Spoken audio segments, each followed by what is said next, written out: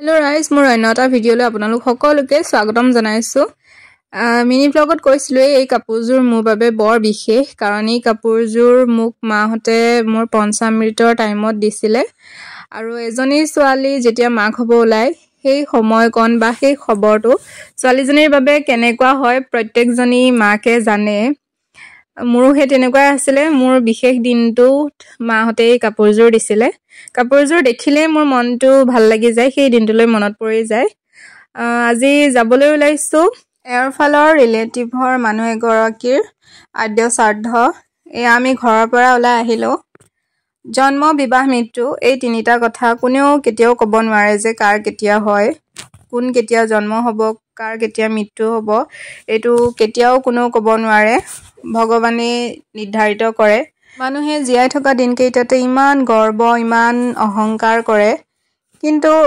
মৃত্যু হোৱাৰ পিছতে সকলোবোৰ মাটিৰ লগত বিলীন হৈ যায় সেয়েহে মানুহে জীয়াই থকা দিনকেইটাতে সকলোৰে লগত মিলাপ্ৰীতিৰে থাকিব লাগে আৰু এয়া চাওকচোন আহি মই পঢ়া কলেজখনে পালোহি ৰহা মহাবিদ্যালয়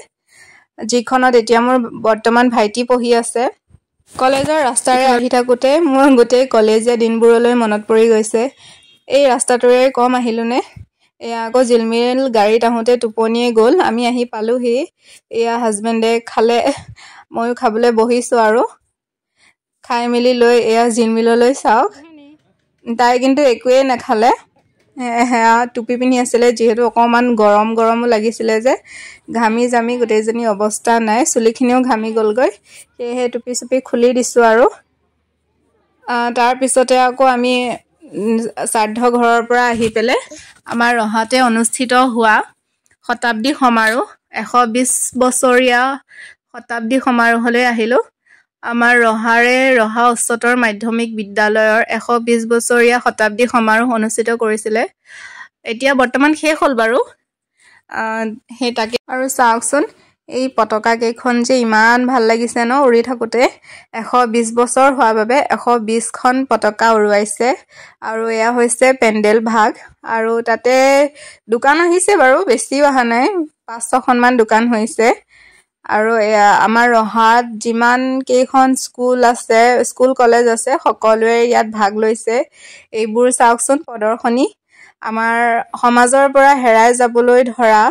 পুৰণি কলীয়া বস্তুবোৰ ইমান ধুনীয়াকৈ প্ৰদৰ্শন কৰিছে সঁচাকৈ বহুতো নেদেখা বস্তু দেখিলো বা বহুতো কিছুমান বস্তু চিনি পাওঁ কিন্তু নামটো ভালকৈ নাজানো সেইবোৰো দেখা পালো সঁচাকৈ বহুত ভাল লাগিলে আজিকালি নৱপ্ৰজন্মইতো আগৰ বস্তুবোৰ দেখিয়ে পোৱা নাই খুব কমি গৈছে আমাৰ সমাজৰ পৰা লুপ্ত পাবলৈ ধৰিছে সেয়েহে তেওঁলোকে ইমান ধুনীয়া প্ৰদৰ্শনীৰ জৰিয়তে আমাৰ সমাজৰ বস্তুবোৰ দাঙি ধৰিছে বহুত ভাল লাগিছে আৰু এয়া চাওকচোন গজাল আৰু সূতাৰে ইমান ধুনীয়া ছবি অংকন কৰিছে সঁচাকৈ মানিবলগীয়া কলা আৰু এয়া ফটো ফ্ৰেম আৰু এইগৰাকী মানুহলৈ চাওকচোন গাঁৱলীয়া সমাজত পথাৰৰ পৰা আহি একদম ভাগৰে জিগৰে শুই আছে মানুহজনক সোধোতে এইটোৱে বাৰ্তা দিলে তেওঁ তাৰপিছতে এইফালে ইমান ধুনীয়াকৈ ছবি আঁকিছে সঁচাকৈ মানুহৰ হাতত যাদু আছে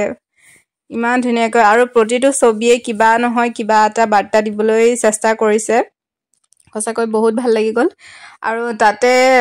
ফাংচনত গান বজাই আছিলে আমাৰ জিলমিলেটো গান শুনি একদম তাই ৰবই পৰা নাই হাত মানে নাচিয়ে আছে আৰু এইখন চাওকচোন ৰহা উচ্চতৰ মাধ্যমিক বিদ্যালয়খন গাড়ীৰ ওপৰতে এখন স্কুল বনাই দিছে ইমান ধুনীয়াকৈ বনাইছে আৰু স্কুলখনৰ কালাৰটো এনেকুৱাই আছিলে বা সঁচাকৈ দেই তেওঁলোকে বহুত ধুনীয়াকৈ প্ৰদৰ্শনী কৰিছে বহুত ভাল লাগিছে আৰু এয়া মই গাড়ীখনৰ ওচৰতে অকমান ফটো চটো উঠিছো আৰু প্ৰদৰ্শনীৰ পৰা ওলাই আহি আমি আকৌ খালো কুঁহিয়াৰৰ ৰস এই কুঁহিয়াৰৰ ৰস যে খাই বৰ ভাল লাগে একদম আমাৰ জিলমিলে যে মেচিনত ঘূৰাইছে যে চকাটো ঘূৰি আছে তাই একদম তাকে চাই খুব ভাল পাইছে আৰু আজি জিলমিলে প্ৰথমবাৰৰ বাবে কুঁহিয়াৰৰ ৰসৰ জুতি ললে ঘৰলৈ আহোঁতে এই গেটটো পৰিলে এই ষ্টেচনৰ গেটটো পৰিলে যে একদম মানে বহুত সময় নষ্ট হৈ যায় কমেতো আধা ঘণ্টা মানে পেলাই থৈ দিয়ে আৰু এয়া চাওকচোন জিলমিলে জোতাৰ পৰা পেপাটো উলিয়াই কেনেকৈ বজাই আছে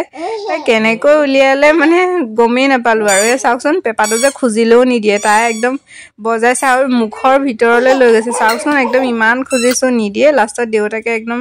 টানি আজৰি লৈ যোৱা নিচিনা হৈছে আৰু এইখিনি কি বস্তু চিনি পাইছেনে এইখিনি হৈছে জহা কোমোৰা ইয়াৰে আজি পকৰি বনাম খাইছেনে বাৰু আপোনালোকে জহা কোমোৰাৰ পকৰি নাই খোৱা যদি খাই চাবচোন একদম মানে গমেই নাপাব কোমোৰাৰ পকৰি বুলি ইমানেই টেষ্টি লাগে তাৰপিছত আজি ৰাতিৰ সাজত আছিলে এয়া পকৰি তাৰপিছতে আছিলে বেঙেনা পিটিকা এইকেইদিনটো ঠাণ্ডা বতৰত পুৰা পিটিকা মেইন ন এয়া আকৌ আছিলে মাছৰ মূৰ দি পেলাই আদা দিয়া আৰু লগতে আছিলে বইল দাইল